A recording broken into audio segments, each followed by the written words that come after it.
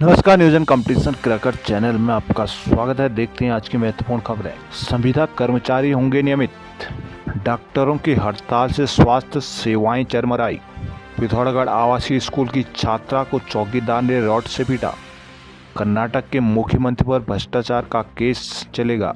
उत्तराखंड में सरकारी विभागों के साथ ही निगमों और परिषदों में पिछले 10 साल से बतौर वेतनभोगी संविदा और वर्क चार्ज के रूप में काम कर रहे कर्मचारियों के लिए अच्छी खबर है। मुख्यमंत्री पुष्कर सिंह धामी की अध्यक्षता में शनिवार को सचिवालय में हुई कैबिनेट बैठक में उन्हें पक्का नियमित करने पर सहमति बनी है। इसके लिए कट ऑफ डेट क्या होगी, इस पर अगली बैठक में फैसला लिया जाएगा। उत्तराखंड गठन के बाद विभिन्न विभागों में तृतीय और चतुर्थ श्रेणी के पदों पर दैनिक वेतनभोगी वर्ग चार्ज और संविदा के आधार पर बड़ी संख्या में कर्मचारी रखे गए थे। वर्ष 2011 में सरकार ने इसके नियमितीकरण के लिए पॉलिसी बनाई थी। जिन कर्मचारियों को रिक्त पदों की सापेक्ष रखा गया था, उनके 10 साल की सेवाएं पूरी होने पर यह लाभ देते हुए उन्हें पक्का कर दिया गया। दिसंबर 2013 में सरकार ने फिर इस पॉलिसी को आगे बढ़ाया और नियमितीकरण की शर्त 10 साल के बजाय 5 साल कर दी थी। इस पर यह प्रतिबंध भी लगा दिया गया कि आगे इस पॉलिसी को बढ़ाया नहीं जाएगा। लेकिन 2016 में एक बार फिर सरकार ने कर्मचारियों की नियमितीकरण पॉलिसी में संशोधन करते हुए इसे बढ़ा दिया। कई युवाओं ने हाईकोर्ट में चुनौती देती हुई याचिका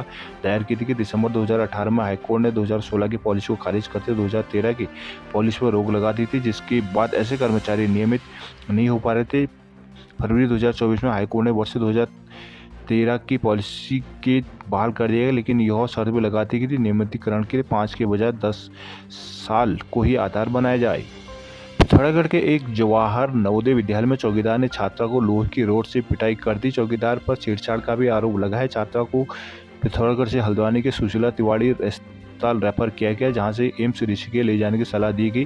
पुलिस ने आरोपी के खिलाफ पॉक्सो एक्ट समेत अन्य धाराओं में मुकदमा दर्ज किया है। 11वीं कक्षा की पीड़िता छात्रा के परिजनों ने शनिवार को डीएम से मुलाकात की। बताया कि पिछले दिनों विद्यालय के चौकीदार महेश कुमार ने लोहे की रॉड से छात्रा से मारपीट की, जिसमें उसकी बेटी के घुटने की हड्डी, एड़ी और पैर के कई हिस्सों में चोट आई है। शुक्रवार को पुलिस को दी तहरीर में छात्रा की मां ने बताया कि मारपीट के दौरान अन्य लड़कियों और एक लड़के को भी चोट आई है। आरोप की गार्ड ने उनकी बेटी को गलत तरीके से छुआ। उधर विद्यालय प्रबंधन का जवाब हैरान करने वाला है। प्रबंधन का दावा है कि 2 लावारिस कुत्ते कक्षा में घुस गए थे। चौकीदार कुत्तों को मारने लगा तो वो छात्रा चपेट में आ गई। छेड़छाड़ के आरोप गलत है। प्रबंधन ने मामले में जहां चौकीदार को क्लीन चिट दी है, वहीं नशा पान की आदत को कारण बताते हुए उनके स्थानांतरण की संस्तुति की है।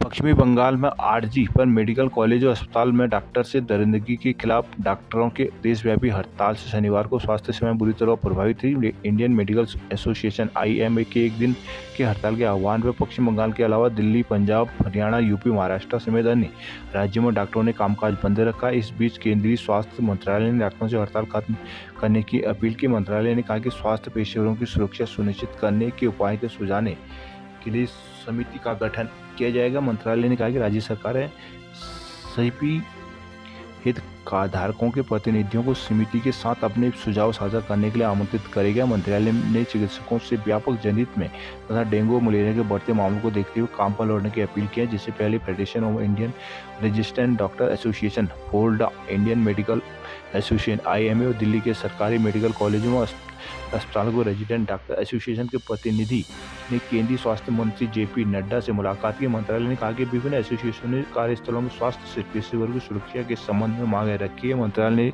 हर संभव प्रयास का आश्वासन दिया है। बयान में कहा कि 16 राज्य स्वास्थ्य कर्मियों की सुरक्षा के लिए कानून पारित कर चुके हैं।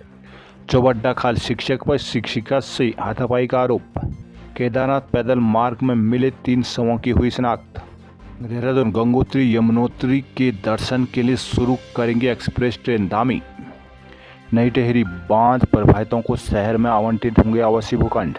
सिपन कुमार गर्ग बने THDC इंडिया लिमिटेड के निर्देशक।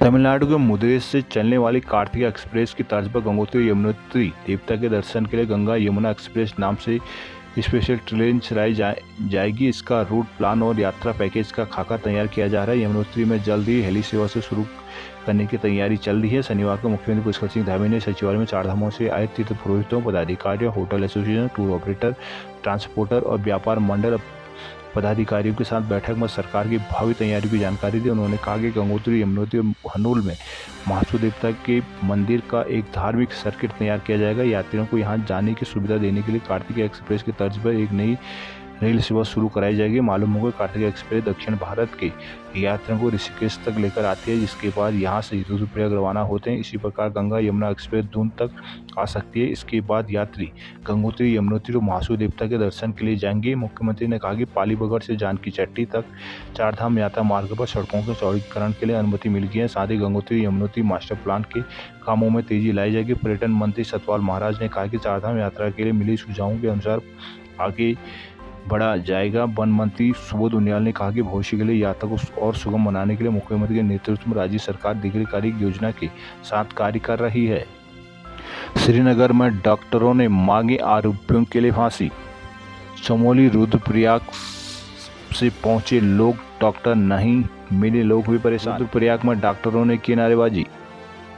उत्तरकाशी में डॉक्टरों ने निकाला कैंडल मार्च।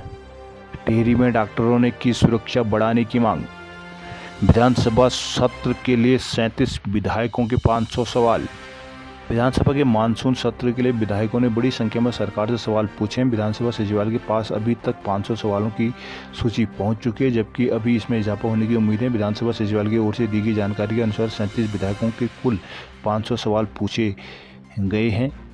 गैरसैंण में 21 अगस्त से आयोजित होने जा रहा विधानसभा के मानसून सत्र के दौरान मंत्री विधायक अफसरों को संपर्क अधिकारी यानी लाइजन ऑफिसर की सुविधा नहीं मिलेगी। शनिवार को देहरादून विधानसभा भवन में आयोजित हुई सत्र की सुरक्षा संबंधी बैठक के दौरान विधानसभा अध्यक्ष ऋतु खंडूरी ने यह निर्देश दिए। उन्होंने कहा कि पिछले सत्र की भांति इस बार भी सत्र के दौरान किसी भी अधिकारी, मंत्री और विधायकों को संपर्क अधिकारी नहीं दिए जाएंगे। उन्होंने बैठक के दौरान अधिकारियों को बिजली, पानी और विधानसभा परिसर में स्वच्छता रखने के लिए निर्देश दिए। उन्होंने अधिकारियों को सुरक्षा व्यवस्था पूरी तरह चाक चौबंद रखने, स्वास्थ्य संबंधी सभी उपाय, मेडिकल टीम, दवाई, एम्बुलेंस की पर्याप्त तैनाती करने के साथ ही फायर ब्रिगेड को तैयार रहने के निर्देश दिए हैं। काशीपुर में डॉक्टरों और संगठनों ने निकाला कैंडल मार्च। रुद्रपुर नर्स हत्याकांड सीबीआई जांच को छात्रों का 5 किलोमीटर लंबा मार्च। रुद्रपुर अफसरों से अभद्रता पर भड़के कर्मचारी। रुद्रपुर के एक निजी अस्पताल की नर्स की दुष्कर्म के बाद हत्या के मामले में सीबीआई की जांच की मांग को लेकर एसपीएस कॉलेज के छात्र छात्राओं ने शनिवार को कॉलेज में से एसएसपी कार्यालय तक 5 किलोमीटर का मार्च निकाला। इस दौरान छात्रों ने निजी अस्पताल का भी घेराव किया, जिसके बाद एसएसपी कार्यालय में धरना प्रदर्शन किया। 72 मिनट तक एसएसपी और छात्रों के बीच मामले को लेकर सवाल जवाब का सिलसिला चलता रहा। बाद में एसएसपी के मामले में एसआईटी गठित करने का आश्वासन देने पर छात्र मान के और धरना समाप्त कर दिया। सुबह करीब 11 बजे भगत सिंह राजकीय स्नातकोत्तर महाविद्यालय के छात्र छात्राओं ने नर्स के पिता और बहन के साथ हत्याकांड की सीबीआई जांच की मांग को लेकर मार्च निकाला था। इस दौरान प्रदर्शनकारियों ने पुलिस के खिलाफ नारेबाजी कर आरोपी की फांसी की सजा देने की मांग की। कॉलेज से निकलकर छात्र रुद्रपुर का कोतवाली पहुंचे। यहां किसी अधिकारी के न मिलने पर नैनीताल रोड स्थित एक निजी अस्पताल को घेराव किया, जिसके बाद छात्रों ने एसएसपी कार्यालय में प्रदर्शन किया और धरने पर बैठ गए। सूचना पर एसएसपी डॉक्टर मंजुनाथ टीसी कार्यालय पहुंचे। यहां एसएसपी ने छात्रों को मामले में एसआईटी गठित कर साक्ष्य जुटाकर आरोपों को फांसी की सजा दिलाने का आश्वासन दिया। इस दौरान करीब 72 मिनट तक एसएसपी ने छात्रों को पुलिस की जांच और आगे की संभावित कार्रवाई के बारे में समझाया, जिसके बाद छात्रों ने दोपहर 2:52 पर धरना समाप्त कर दिया। अल्मोड़ा सेवानिवृत्त केंद्रीय कर्मचारी कल्याण समिति का सम्मेलन, मूलभूत समस्याओं के खिलाफ संघर्ष पर जोर। बागेश्वर में 6 सड़कें बंद, दोणी में 60 फीट रोड टूटी। बागेश्वर जिले में बारिश की भले ही थम गई हो, लेकिन मलबा आने से कई सड़कें अभी बंद हैं। 3 सड़कें लंबे समय से बंद हैं। ग्रामीणों को तहसील मुख्यालय आने से 5 से 10 किलोमीटर का पैदल चलना पड़ रहा है। उधर पिछले 24 घंटे में 7 घरों के आंगन ध्वस्त हो गए। दोणी सुकुंडा मार्ग पर दरारें और गहरी हो गई और रोड 60 फीट तक ध्वस्त हो गए। पेयजल योजना भी प्रभावित हुई। जिला आपदा प्रबंधन कार्यालय से मिली जानकारी के अनुसार बदियाकोट, बूरबरड़ा, कापड़ी, कमेड़ा, भ्यूं गडेरा, बनलेक, होराली, भ्यूं गुलेर तथा बड़कोट सुंदिल मार्ग मलबा आने से बंद है। बदियाकोट, बोरलबड़ा, कापड़ी, कमेड़ा और भ्यूं गडेरा रोड लंबे समय से बंद चल रहे हैं। कापली गैर के सुनार गांव निवासी चंद्रशेखर, कपकोट तहसील के गडेरा निवासी राजन सिंह, शांति देवी, किशन सिंह, लक्ष्मण सिंह, संदीप सिंह, युगल किशोर आदि का आंगन क्षतिग्रस्त हो गया है। पिथौरागढ़ अस्पतालों में डॉक्टरों की हड़ताल से मरीज हुए परेशान। हल्द्वानी में फर्जी आधार पैन कार्ड बनाने का भंडाफोड़। हल्द्वानी एसओजी और पुलिस की संयुक्त टीम ने शहर के राजपुरा इलाके में फर्जी आधार पैन और वोटर आईडी कार्ड बनाने का भंडाफोड़ किया है। संयुक्त टीम ने इस मामले में एक व्यक्ति को शुक्रवार रात गिरफ्तार किया। आरोपी घर में प्रिंटर और अन्य सामान रखकर ये फर्जी दस्तावेज तैयार कर रहा था। टीम को 17 फर्जी आधार पैन और वोटर आईडी कार्ड भी बरामद हुए। शनिवार को कोर्ट के आदेश से आरोपी को जेल भेज दिया गया। करीब 1.5 महीने पहले पुलिस को शिकायत मिली थी कि कोतवाली क्षेत्र के वार्ड नंबर 12 राजपुरा में फर्जी दस्तावेज बनाने का धंधा चल रहा है। संयुक्त टीम ने इसकी छानबीन शुरू की। गिरफ्तार आरोपी ने पूर्व में फर्जी दस्तावेज बनवा चुके एक व्यक्ति के भरोसे में लेकर पुलिस ने जाल बिछाया। शुक्रवार रात मौका मिलते ही पुलिस ने आरोपी के घर दबिश की। उस समय आरोपी राजपुरा निवासी 48 वर्षीय कृष्ण कुमार कश्यप के घर में उसकी पत्नी और बच्चे भी थे। टीम ने आरोपी के घर के कमरे में कंप्यूटर, प्रिंटर, अन्य दस्तावेज बरामद किए। साथ ही आरोपी के बनाए फर्जी आधार पैन और वोटर आईडी कार्ड भी पुलिस को मिले हैं। कोतवाल उमेश कुमार मलिक ने बताया कि सभी सामान को जब्त कर आरोपी के खिलाफ बीएनएस की सुसंगत धाराओं में केस दर्ज कर दिया गया। टीम ने एसओजी प्रभारी संजीत कुमार राठौर, राजपुरा चौकी प्रभारी Narendra Kumar, head constable Lalit Bisht, SOG से ललित कुमार और सिपाही जगत सिंह शामिल रहे। महिला डॉक्टर से दरिंदगी पर हल्द्वानी पर पैदल मार्च। देहरादून में शिव भक्तों के उत्साह के आगे थम गए वाहनों के पहिए। एक और टपकेसर शोभा यात्रा में शनिवार को श्रद्धालुओं का हुजूम उमड़ा। दूसरी ओर शहर की ट्रैफिक व्यवस्था प्रभावित हुई। स्थिति ऐसी थी कि शोभा यात्रा जहां से गुजरी वहां वाहनों के पहिए थम गए। शनिवार सुबह से रात तक लोग जाम में फंसते रहे। उधर ट्रेन में ट्रैफिक व्यवस्था को बनाने में पुलिस के भी पसीने छूट गए। कुछ शहर स्थानीय लोग जाम खुलवाते नजर आए। पुलिस ने टपकेसर शोभा यात्रा के लिए शुक्रवार को ट्रैफिक प्लान जारी कर दिया था, जो शनिवार सुबह 10 बजे लागू किया गया था। लेकिन सुबह 11 बजे के बाद जैसे शिवाजी धर्मशाला से शोभा यात्रा निकाली, सहारनपुर चौक से घंटाघर, पलटन बाजार, दर्शन गेट और धामावाला बाजार पैक हो गया, जिसका असर Chakrata road, Gandhi road, Kanwali road तक देखा गया। राजमार्ग यात्रा मार्ग पर आसपास की गलियां पूरी तरह से पैक हो गई थी। छोटे रास्ते और गलियों से निकलने के लिए कोशिश में भी वहां जाम लग गया। इस दौरान हालांकि पुलिस व्यवस्था बनाने का पूरा प्रयास करती नजर आई। सुबह 10 बजे से रात 10 बजे तक शहर में जाम के हालात रहे। रात को टपकेसर शोभा यात्रा मंदिर पहुंचने के बाद ट्रैफिक व्यवस्था धीरे धीरे पटरी पर लौटी।